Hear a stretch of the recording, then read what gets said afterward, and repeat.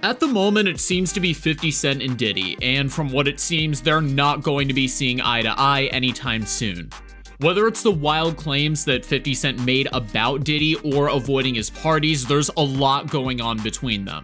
When talking in an interview, 50 Cent called out Diddy for not knowing what he's saying in most of the scenarios. What he's doing, he says things, he doesn't even know what he's saying is like fruity. But this was just one of the times where 50 Cent expressed his views about Diddy. Their feud has been going on quite a long time before that. But the question is, where did it all start from? The hostility between 50 Cent and Diddy dates back to the early 2000s. At the height of his career, 50 Cent established himself as a strong force in hip-hop, attracting fans all over the world with his harsh poetry and unabashed personality. Meanwhile, Diddy had established himself as a mogul, with a thriving record company and an acceptable sense of talent. But the real battle between the two began when, in a recent tirade, 50 appeared to have accused Diddy of being involved in a 1996 unsolved death. You may know this as being the death of the famous musician Tupac Shakur, an internet myth that has never gone away. 50 Cent's meteoric rise to popularity further fueled his animosity with Diddy. With the release of his highly praised album Get Rich or Die Tryin' in 2003, 50 Cent cemented his status as a hip-hop icon, earning widespread praise and economic success. But for Diddy, it didn't matter what 50 had to say about him. Rather, he views things as all good between him and Diddy. No beef with I don't know why. With Fifth. He loves me. He loves me. Do y'all really can't have see a it? beef? I mean, y'all can't see it. No, we can't see Y'all it, can't man. see that he loves me? But see, You really, hold on, you really think that's hate? You really, when you really break it down, you've been out here a long time. You know he loves me. I don't think he like you. You know he loves me. I don't think he like you. For 50 though, it's nowhere near to what Diddy thinks about him. In another recent feud, 50 also took a shot at Diddy. This started when Diddy was charged with domestic violence in court filings filed by his ex-girlfriend Cassie. 50 Cent's Instagram post, in which he referred to Diddy's other pseudonym, Brother Love, demonstrates that he isn't backing down in the wake of this. But this wasn't the first time, and tensions between the two only seem to have escalated from there. Allegations of behind-the-scenes maneuvers and power plays stoked conjecture about the relationship, leaving both fans and industry insiders alike hungry for the next chapter in this saga. But Diddy is not the only one, as 50 Cent has a history of feuds that he's been involved with plenty of other rappers in the industry. One of 50 Cent's most well-known and long-running feuds is with Ja Rule.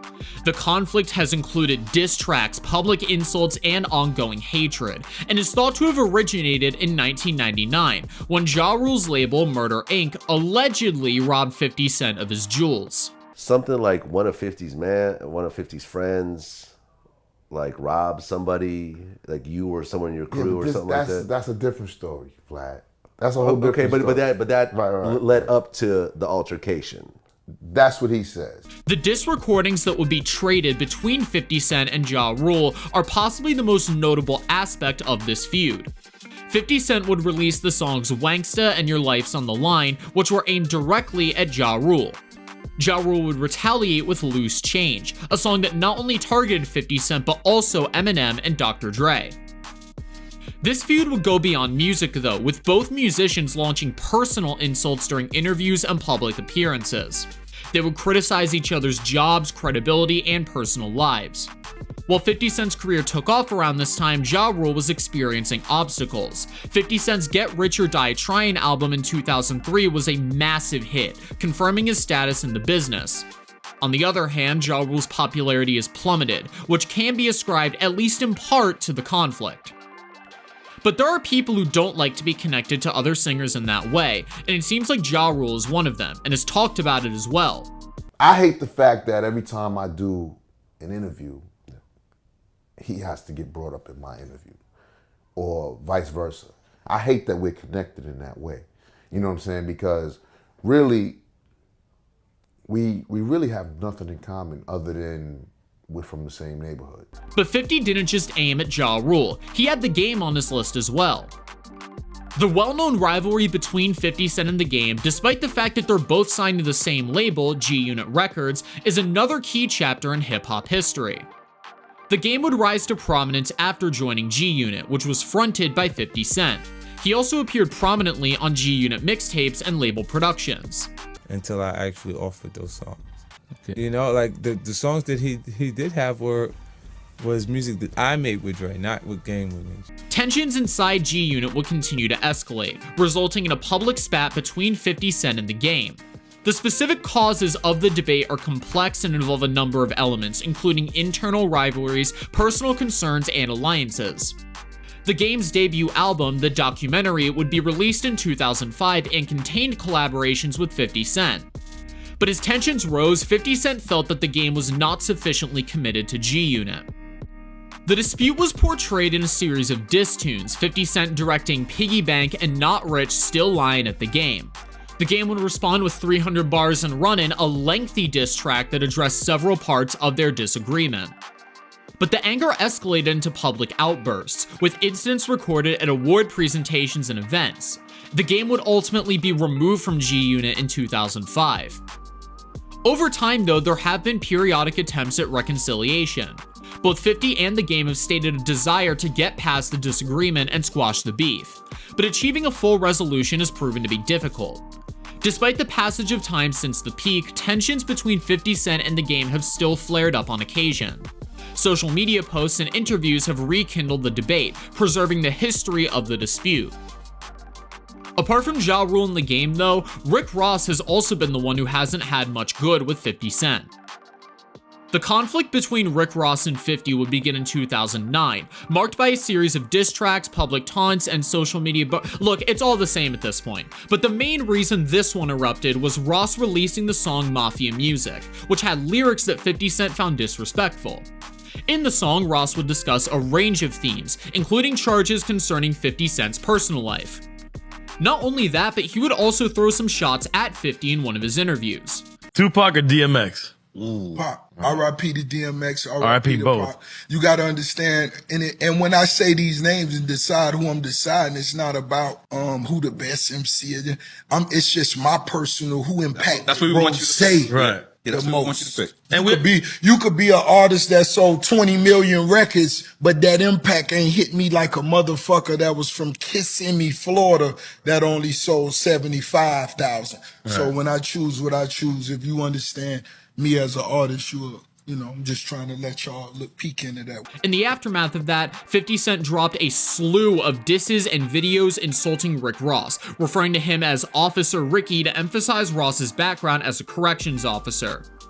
Officer Ricky, Go Ahead Try Me, Tia Told Me, and other songs were among them.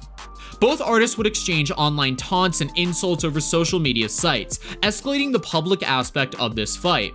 This would also include the exchanges of memes, videos, and public remarks. So, I'm deciding to fuck your life up. The feud would go beyond music when 50 Cent sued Rick Ross, accusing him of exploiting his 2003 hit In Da Club without authorization. This dispute would be settled eventually outside of court. Despite intermittent lulls in their public interactions, tensions between 50 Cent and Ross would remain over the years. Both performers would continue to criticize one another in interviews and across various media platforms. Last but not least comes Fat Joe. The conflict between 50 and Fat Joe began in the mid-2000s, with diss tracks, public confrontations, media exchanges, and culminated in the release of a diss track, Piggy Bank, in 2005. In the song, though, 50 Cent criticizes a lot of artists, not mainly, but including Fat Joe. The lyrics would obviously make disparaging remarks about primarily his weight and doubting his legitimacy. In response to that, though, Fat Joe would drop the diss tune My Fofo, which takes aim at 50 Cent. The tune appeared on the mixtape Y'all Heard of Me, continuing the back and forth lyrical exchange, and the hostility between 50 Cent and Fat Joe would escalate into physical altercations. There were tales of clashes between their opposing entourages, which added a real-world dimension to the conflict. Later on, though, this is how Fat Joe would address the whole situation between him and 50. Let me tell you why, because since Tekashi came home, I never talked about him.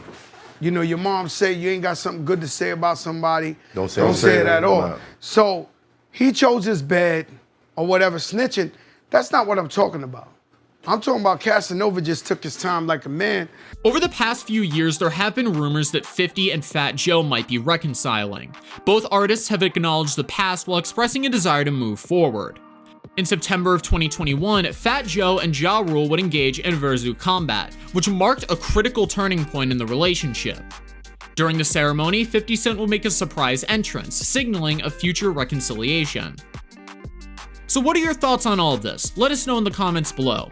And if you enjoyed watching this video, don't forget to like and subscribe to our channel, and tap the bell icon to never miss future updates. Thanks for watching.